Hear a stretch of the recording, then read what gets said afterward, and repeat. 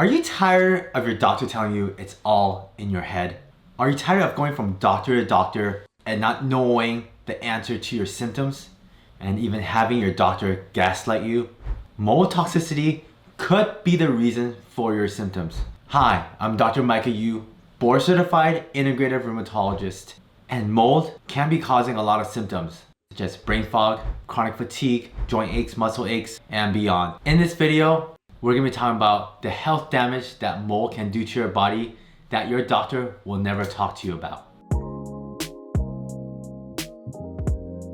Mold may seem harmless, but it can definitely ruin your health. I see it in my own patients in my clinic. Mycotoxins are the metabolites of mold, and a lot of us are getting exposed without even knowing it. Some of my patients experience autoimmune illnesses after getting exposed to mold. I have patients who get flares from mold, and some patients is the root cause of their symptoms. And mold can literally affect you from head to toe. Next time your doctor tells you that mycotoxins don't exist or mold doesn't cause any problems, they're wrong. There are over 50,000 studies on mycotoxins and mold. And on mycotoxin illness, there's over 200 studies out there. So don't let your doctor gaslight you and tell you that if you have been exposed to mold that it doesn't cause any issues, because it can be the root cause and triggering factor to your chronic symptoms. So let's go from head to toe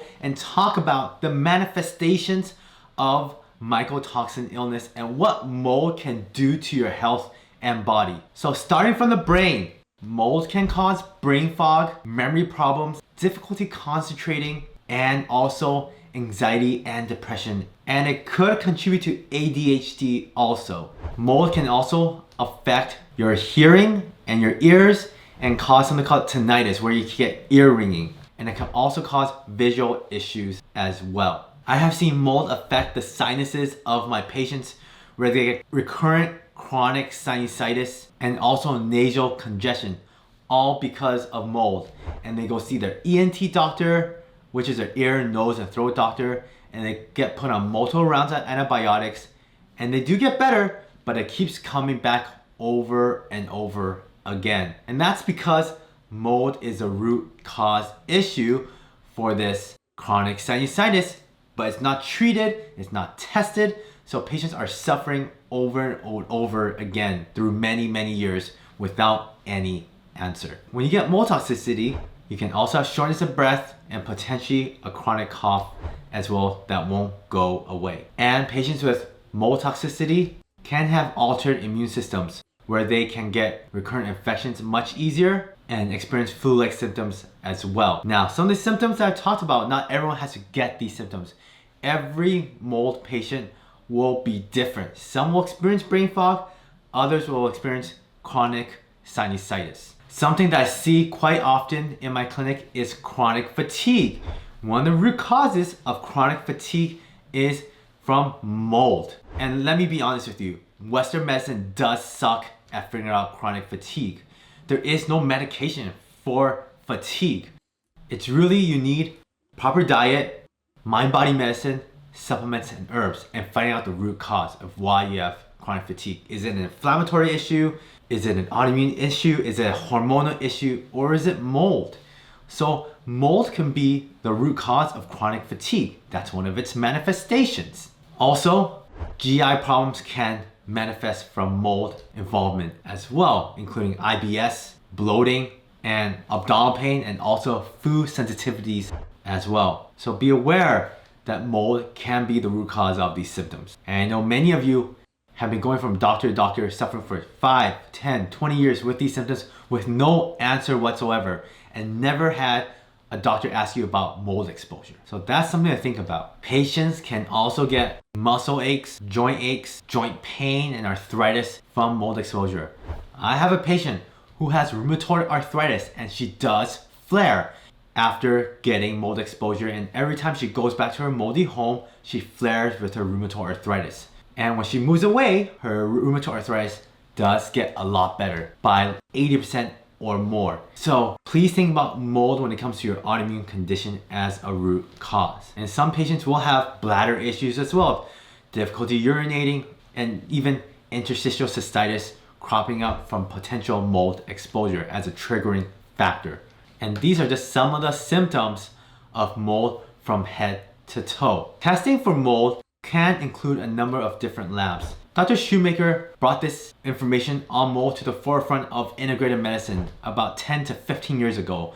Now, the information has evolved over time, and there are more sophisticated labs out there that include urine tests and blood tests as well. Some examples of urine tests companies include Real-Time Lab, Mosaic Diagnostics, and a blood test that some people do is MyMycoLab. So those are just some of the markers out there. But there is the older way of doing things where some people still practice this way, where they get labs such as TGF-beta, VEGF, MMP9.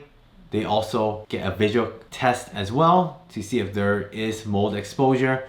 So that is another way of approaching mold. I would say there's no one perfect test out there right now. I personally use a urine mycotoxin test. For mold exposure can vary, but the mainstay and the foundation of this treatment are binders. Now you're gonna ask me, what are binders and what happens to mold in the body? Well, the mycotoxins in the mold, they do stay in your bile in your gallbladder. And every time you kick out your bile because you're eating fatty foods, your bile gets reabsorbed through the intestines. And when it does so, you reabsorb the mycotoxins in the body. So you need the binders to get rid of the mycotoxins out of the body.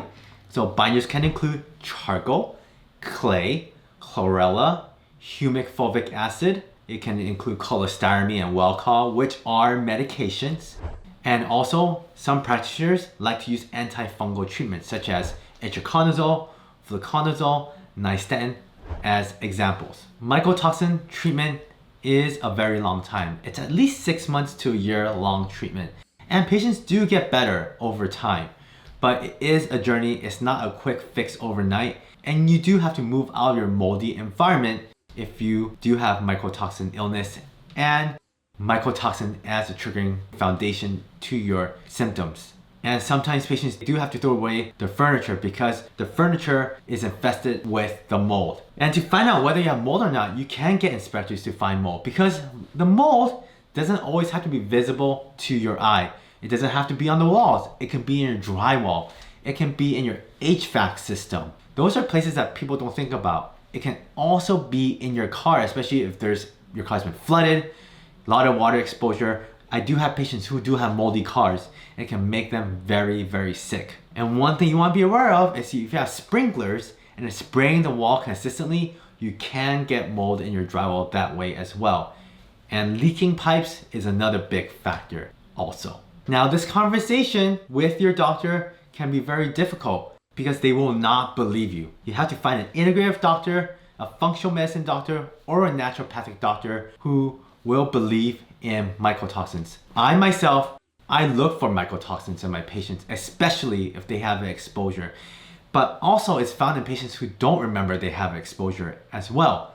And it could be that the patient does have exposure and they do have it in their house, they just don't know about it. And sometimes that test will be the starting point of a self-discovery in their home or in their workplace or church to find where the mold is. So I do treat the mycotoxins in my patients along with their chronic inflammatory condition all together.